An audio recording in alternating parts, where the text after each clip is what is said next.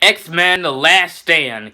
Yes, guys, we have reached that point in the X-Men franchise, as most people like to call it, the most disappointing film in the X-Men trilogy. And I remember this is the first X-Men film I've seen in theaters, by the way. And you know, I was a little kid, I liked it. Of course, I would love everything when I was a little kid, but watching it now, this has to be one of the most underwhelming comic book films I have ever seen. Now, I'll just say this right off the bat.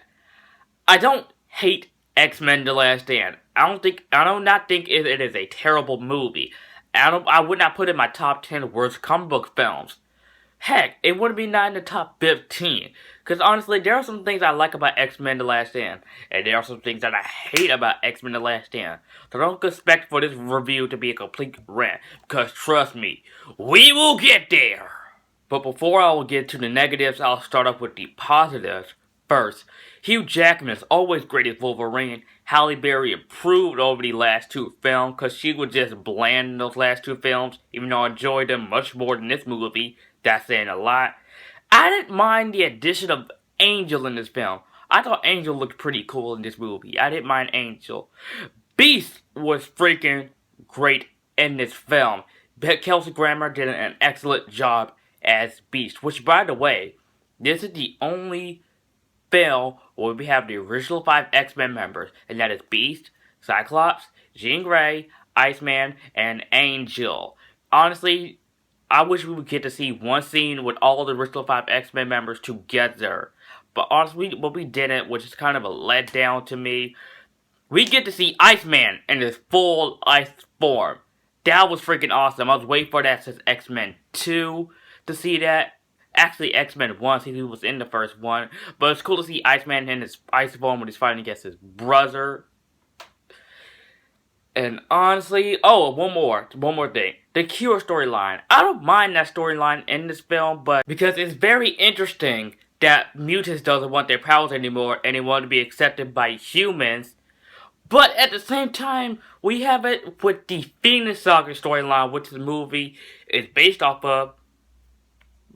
It doesn't really mesh in well with the Cure and the Phoenix storyline. And blend those two storylines together in this one film. I honestly don't think it really works. I think this film, if I would have directed the X-Men Last Stand, I would have this movie just be around the Phoenix Saga. No subplots, no other side plots, none of that. It's just the Phoenix Saga. That's exactly what I like about Days of Future Past and its upcoming X-Men Apocalypse, because it's focusing on the Days of Future Past storyline and the Apocalypse storyline, the Age of Apocalypse storyline, and what those two movies are based off of. I think that's what this movie is missing. I think the Cure storyline, which is good, but kind of unnecessary at the same time. Just let it focus on the Phoenix storyline, which right now I am about to get to the con, so here we go. Okay. Number 1, Brett Ratner was the worst choice for this movie. He takes away whatever was great about these first two films and just throw them out the window. You kill off Professor Xavier, you kill off Cyclops, you take away Nightcrawler in this film, which, by the way, where the heck is Nightcrawler? Thank God he's gonna be an X-Men Apocalypse, by the way. But you take him away in this film. He was so awesome in the last film. You have the Phoenix Saga, which you butchered it. You really butchered it by making Jean Grey crazy, because she's not the Phoenix in this movie. It's just Jean Grey going crazy with stupid looking alien eyes. Which, by the way, what happened to the fire eyes in X-Men 2? I mean, Brett Ratner, did you not watch X-Men 2? Did you not watch at that time the best X-Men film? At that time this movie came out, did you not watch this movie? What? Brett Ratner, what? Did you not take notes from Bryan Singer, the first two X-Men films? I know this movie wasn't going to be great, but at least it would have been a good film. But this movie is not a good film. It is a mediocre, underwhelming, just takes away what was so great about the first two films. It is a waste of potential. That's the word I'm looking for. This movie is a waste of potential. And I mean just wasteful. This movie just wasteful. It just wasted everything. The Juggernaut has to be one of the worst comic book villain portrayals in a film I've ever seen in my life. Oh my god, I hate the Juggernaut in this film. Not only that, you take away not only you take away Mystique's powers in this film, which not Professor Xavier, Magneto walks away from her. First of all, Mystique is Magneto's right-hand woman, so it would not make sense for him to just walk away from her like that. This movie just.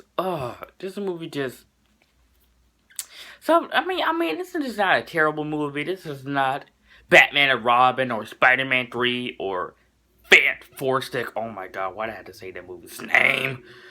But this movie, X-Men The Last Stand, it is a disappointment. I'm sorry. What were you thinking, Brett Ratner? Sorry, I know I'm one of those few people that like Superman Returns. I did not think Bryan Singer should have left the X-Men franchise, because Brett Ratner, you completely effed everything up in this movie. This movie is just Brett Ratner just gave us comic book fans and us X-Men fans the middle finger.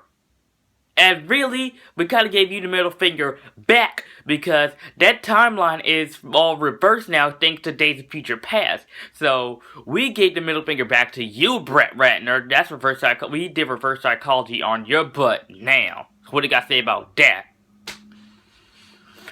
But this movie still sucks. Yeah, I liked it okay the first time I saw it. But yeah, when I watch it more and more, I started to like it less and less and less. First, my grade for this film was a C+.